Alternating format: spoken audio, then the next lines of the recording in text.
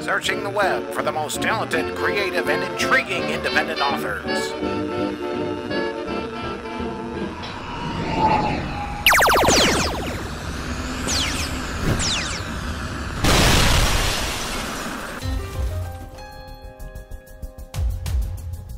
The Emit Blackwell Show, diving into the creative minds of sci-fi, fantasy, horror, and paranormal authors.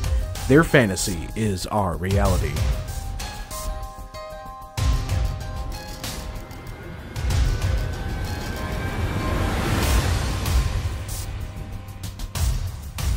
Hello, this is Emit Blackwell. I want to first thank you for listening. Also, remember to like, share, and subscribe to this channel. On this episode, I will be speaking with multi-genre author Shelley Young. She has written over 13 novels and is still working on some today.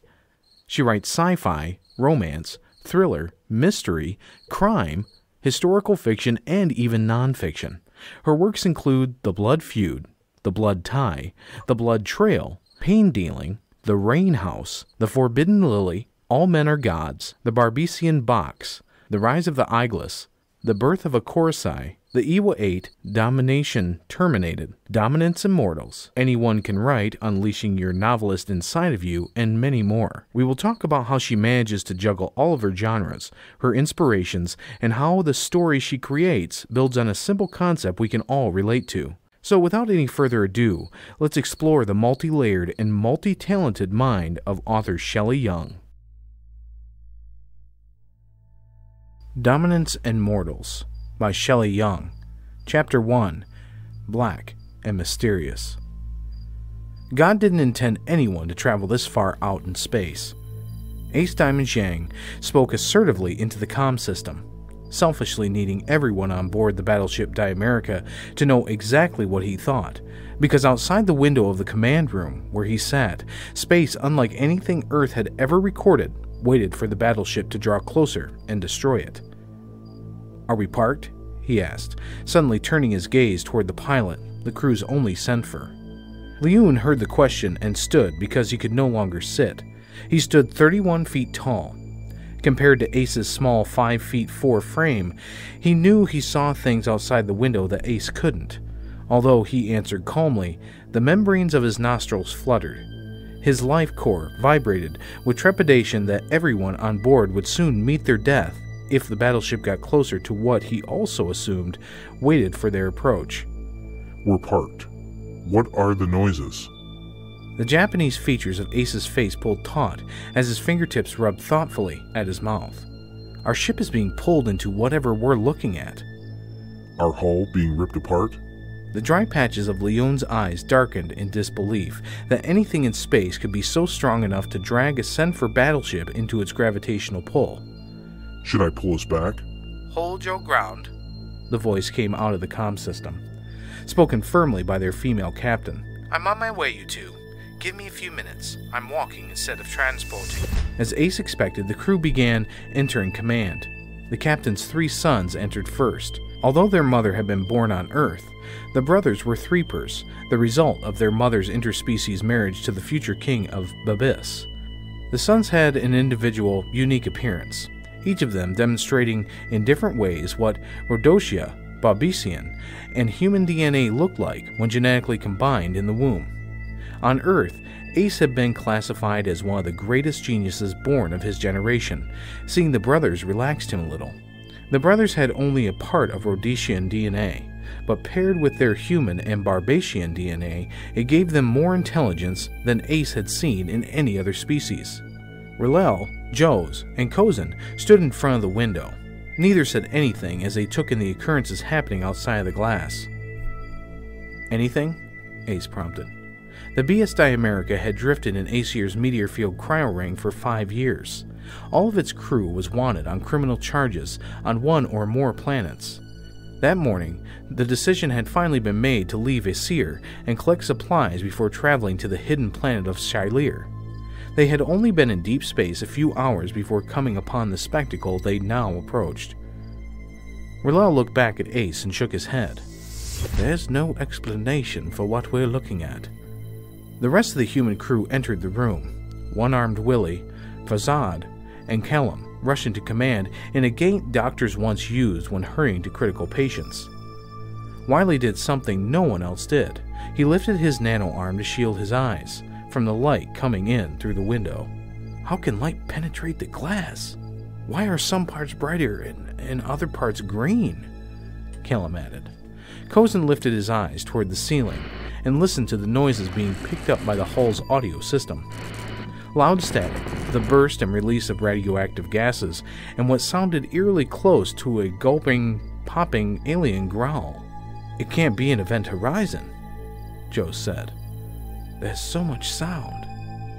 Ace focused on Cozen because he was more intelligent than his brothers. You have an opinion? Some of us are getting ready to die, Cozen answered. I hear a voice. I don't think our system is able to pick up on its language. A voice? Ace questioned, rising out of his chair because Cozen hearing a voice changed everything. What we're seeing has qualities of a black hole. You can't hear a voice. It's impossible. Cozen studied the spectacle outside the glass and smiled. Something alive is inside what we're looking at. Callum, who made it a point to be watchful of those around him, including people he considered his family, like he did the crew, trained his eyes on Cozen. Something about Cozen's behavior rang suspicious to the nth degree. Folding his arms, he decided to stop watching the occurrences outside the window and keep his eyes on Cozen instead. Cozen pressed his hands and face against the glass, then closed his eyes. What's out there doesn't need some of us. Callum nudged Ace in the side, then gestured with his chin towards Cozen. Something's gotten into him, he whispered. Has anything gotten on the ship? Something infectious? Ace shook his head. Redessa would have sounded an alarm. Redessa operated as more than the ship's voice. She was also a living computer. Nothing happened in or outside the ship without her detecting it first. The door of command opened. Cloggers were from the planet of Clogor, one of the coldest planets in the multiverse. All of their males were born alongside their spirit guides, a rather large-sized species that resembled a prawn at birth but transformed over time. These guides were known as Riemann, and once they were born, neither Riemann nor the Clogger it was born to could live without the other. That's who had come through the door, Osik and Steus. They entered with their Riemann, Sinku, and Niklo. Cloggers stood upright. On appearance, their bodies looked like they were made of craggy, shiny blue rock, but was actually their form of muscles. They had 2 legs, 2 arms, a close-to-human form, 4 stubby fingers, and a face that extended at the mouth. White nodules protruded out of their joints. Ice horns grew out of their feet. Stand next to one of them, and the species' body temperature slowly dropped from the Cloggers' sub-zero cores. Rods that were implanted in their chest were used as weapons of war. Their Riemann looked entirely different and walked on all 4s. A cross between a hyena and a lizard, they had paws with nails sharper than a raptor, and skin like leather often covered with the ice spores their bodies constantly secreted. Before joining the crew, Osik and Steus had been raiders and had visited more galaxies than anyone else in the room. What is it? Osik asked, leaning closer to the window. Shit, Ace muttered, when Steus turned to him and also waited for an answer. I thought at least one of you would know, being you have traveled further than any of us have. The last of the crew finally arrived, and the sight of them caused everyone to shed a little of their fears. Their captain and her husband walked in a hurried gait that kept them side by side.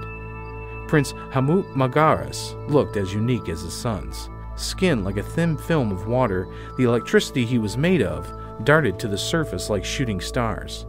Red and white eyes that had pupils like sparks of electricity. Black hair hung past his shoulders.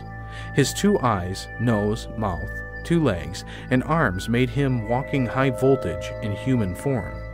His wife, who captained the BS Diamerica, was known to all species other than human by her Barbician name of Princess Hamatita, but to her crew she was known by her earthly given name of Erica Martin.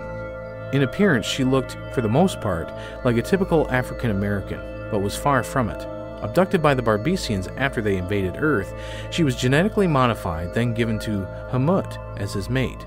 Her hair had grown long, of which she kept neatly braided and in a bun, Her modified eyes set her apart from all humans. Shaped like honeycombs, they almost glowed from their red background.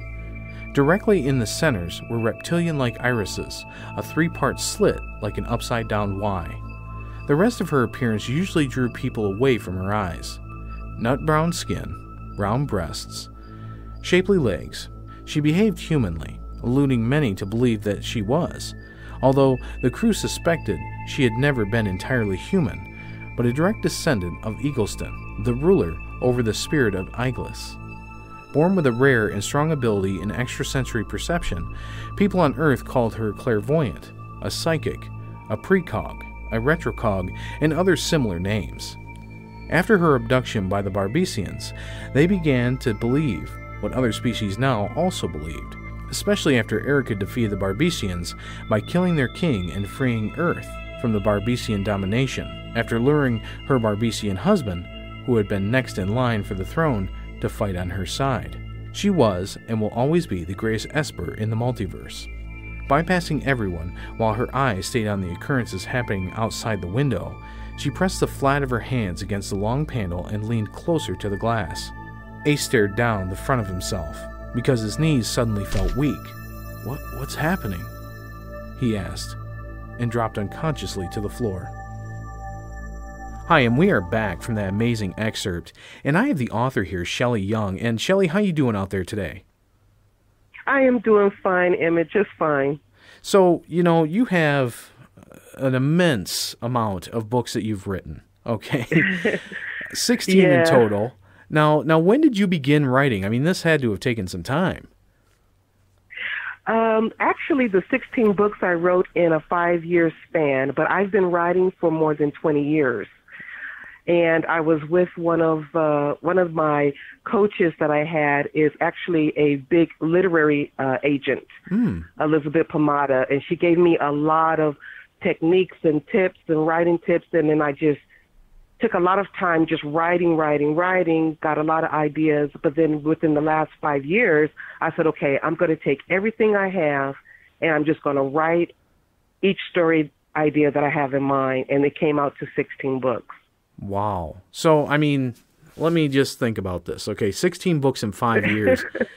Now, you said you probably had notebooks floating around and things like that. You had to have had a lot of these stories floating around your head, you said, for like 20 years, right?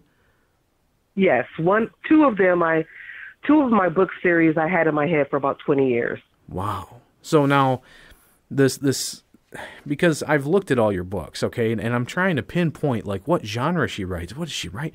You write just about every genre, okay? I mean, you have the Eaglix series, sci-fi. You have the Blood series, which is crime fiction. Now, how do you manage all these different genres? You know what? I let the story tell itself to me, and I call it listening to your guiding voice. When that character comes to me and speaks to me, I listen solely to that character and let them tell me what the story is about. Because I do that, it is very easy to jump from crime fiction to out in space having space battles, because the character is telling me everything that's happening. Yeah, and that's amazing. I mean, it really is. Do you ever get conflicts with, coming up with how this character should act in a crime fiction rather than how it should act in a sci-fi book? No, because I'm also an avid reader. I started reading when I was 7, and I have a humongous library of books. And I took all the things that I love from my favorite authors, and it kind of gave me an idea of what to write, what kind of character personality to have for crime fiction, and then what to focus on if I'm writing sci-fi. So it kind of all balanced out. When you have 20 years of experience inside of you, it kind of all balances out when I sit at the laptop and begin to write. Yeah, because like you said before, it's all about the characters. It really does. Like when you read your writing, okay, you can tell these characters. I mean, there's romance, there's action, there's adventure, but there's this character flow that just kind of falls out of every one of your books where people can relate to who they're reading about. And I mean, it's an amazing work that you've done with all these books and kept this character narrative that really flows so well. So congratulations. Well, thank you.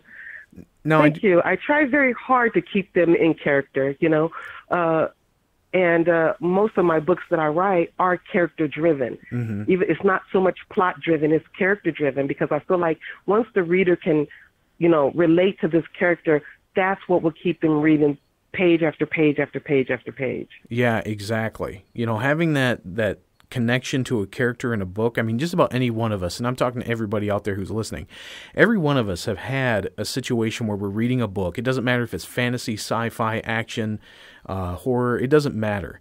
You relate to one or two of those characters in that book, and you want the next book. You know what I'm saying? Yeah, exactly. So now, you've written suspense thrillers, you've written mystery, sci-fi, historical fiction, and you also have nonfiction. Tell us a little bit about that.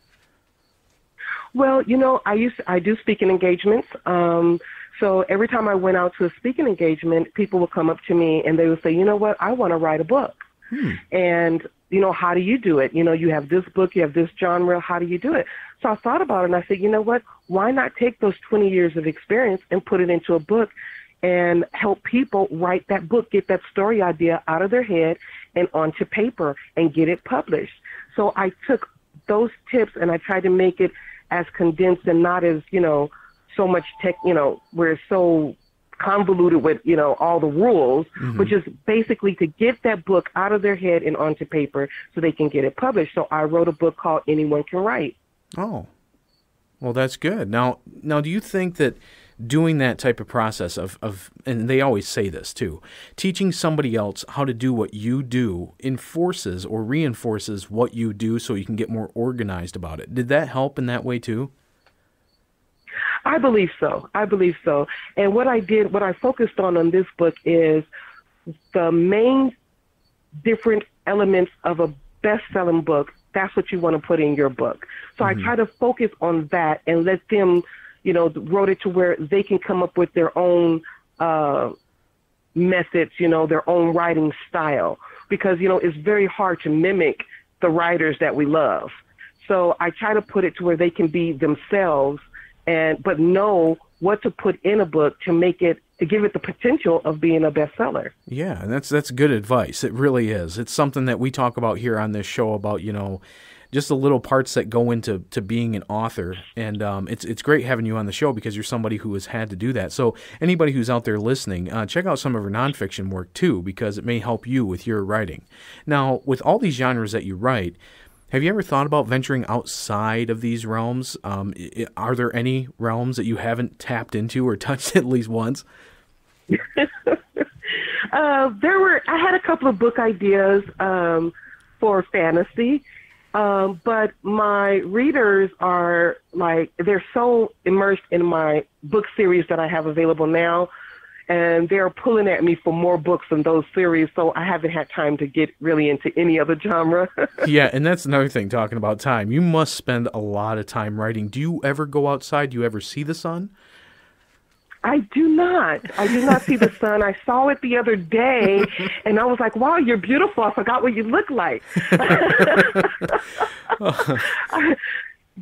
I do not go out. I do not go out at all. Oh, that's too funny. I know my neighbors think that my husband is probably single. He talks about me all the time. And he's like, oh, I got a wife. I have a wife. And I'm pretty sure they're like, where is this wife? She never comes outside. Well, keep up the good work. Whatever you're doing there in your home office, keep it up because you're doing an excellent job. Thank you. Now, what is next on your list? I mean, you got all these different books. You've got this new Dominance and Mortals series that's just starting up. What else do you have on the burner? Okay, so right now I have 3 books on the burner, and I'm working on all 3 books at the same time. I'm working on the next installment of Dominance and Mortals, and that one is so much fun. Oh, my God. I stay up till like 2 or 3 o'clock. I have to force myself away from the laptop. Let's just put it like that. I also have the next book in the Blood series because they are really getting on me. My fans are really getting on me about that. They're like, you know what, we need another Dardian book. So I'm working on that one, and that one is so much fun because there's a lot of shooting up and crime, and, he's a contract killer. So that one's a lot of fun to write, too. And then I have a historical book. It is a historical saga And that one is just doing so well. I don't even have to advertise that book. It just sells. And all of the readers are like, you have to have a book 2. So I started writing the book 2 on that one too, which takes us back to just before the Civil War in New Orleans. Yeah, so I have those 3 books that I'm working on right now. It's a great time period too. Oh man. I love that time period. it takes you back to the reason why all the buildings look the way they do. It really does. Yes, it does. So now, The Dominance Immortals is a new series that you've just started. How many books do you plan on even putting in this space opera?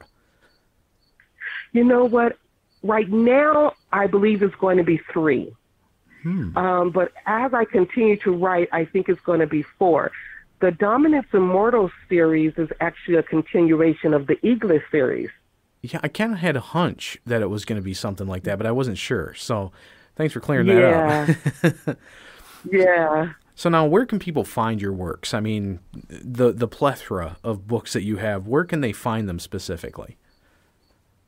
Amazon is the biggest seller of all, so of course they can find all of my books there on Amazon. I do have a website that gets plenty of traffic. A lot of people go directly there and find which book because there's so many, and it's separated by category of genre, so they can go there and find the books too. And then I'm also listed on various websites that sell ebooks. Now, but Amazon and my website are the basic. Now, the fact that you've written so many different genres, you probably have quite a bit of different fans. And I'm guessing that you've inspired quite a few other authors out there to do what you do, if not just all the genres that you do, but at least one of them. What is, like, some advice that you would give somebody who is just getting started? Write from the heart. That is my biggest thing. If you write from the heart and get that first draft done, you will have the basis of the story that you're writing. After you write from the heart and you get that book from beginning to end, then you go back and make the changes that you need to make it a bestseller. Because sometimes when we write from the heart, there's parts of the story, that of the plot or the arc of the plot that's not really noticeable. And that's when you want to go back in and just fix that. But if you basically write from the heart, I believe that you have the crux of your story and you have the firm mold. You know exactly what you're doing with it, and it makes the whole process so much easier. Yeah, and that's one thing, too, that we've talked about on this show is really kind of just diving into writing, getting your emotions out, because really that's what drives your books, okay, is the emotions. Do you ever find as though that there's like a restriction or do you just let it flow?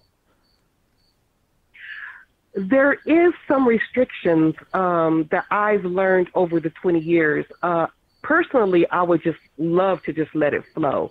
But then I have to keep the reader in mind. And some readers don't like certain things. They find it as offensive. If what I try to do, if I have something that might be considered offensive, I'll write it to where it's not offensive. I'll leave it in there. So that gives me like a little restriction there. But other than that, I just let it flow because I feel like the stories that I'm writing are the stories that people want to read. And, you can pick up a book and read it, and then sometimes you like the book, but you feel like you just want a little bit more. I give my readers that little bit more. So when they finish that book, they say, you know what, I'm satisfied with this book. Yeah, that's a good way to approach it. Now, who has inspired you as an author? Because I know that you say you've got 20 years of experience. I'm sure you got 20 plus years of experience reading. Now, who has inspired you to kind of take on this type of writing role? In the beginning, it was an author named Sally Bowman. She wrote a book called Destiny. And that book, she got $1 million advance from the publishing house. Wow. For that story. I love that story. When I read that story, I knew at that moment I was going to be an author. But then I also love Catherine Cookson. She writes historical. And then I love Dean Koontz was a big one for me back in the day. So those three, and that's why you see that my story, crime fiction, historical, sci-fi, romance, all of that kind of plays in line with all of my favorite authors. So, but Sally Bowman was the biggest one for me. Wow. Well, I tell you what, keep up the good work because you're doing an excellent job. And if you're out there, folks, and you're hearing this podcast for the first time, you have never heard of Shelley Young, or maybe you're an avid fan, because I'm sure she's got quite a bit of fans out there. She has taken on all these different genres, and she's done an excellent job at each one. Now, there are some authors out there who may kind of fall a little bit short because they're not comfortable with a certain genre, and I'm not saying that you should venture into another genre just because. Do it because, like Shelley says, do it from your heart. If you feel it in your heart and you really want to do it, go ahead and do it. And Shelley, I would like to thank you so much for being here on the show. I do appreciate it. I thank you for inviting me. I had a lot of fun, and I love your show.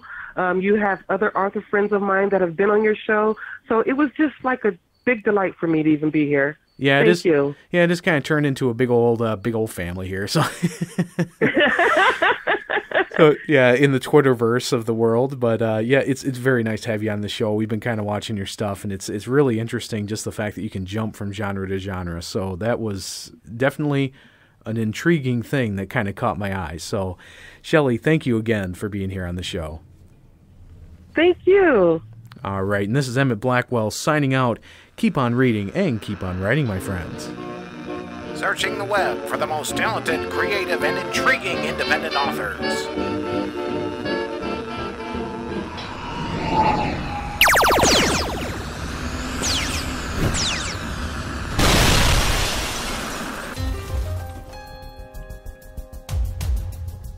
The Emit Blackwell Show, diving into the creative minds of sci-fi, fantasy, horror, and paranormal authors.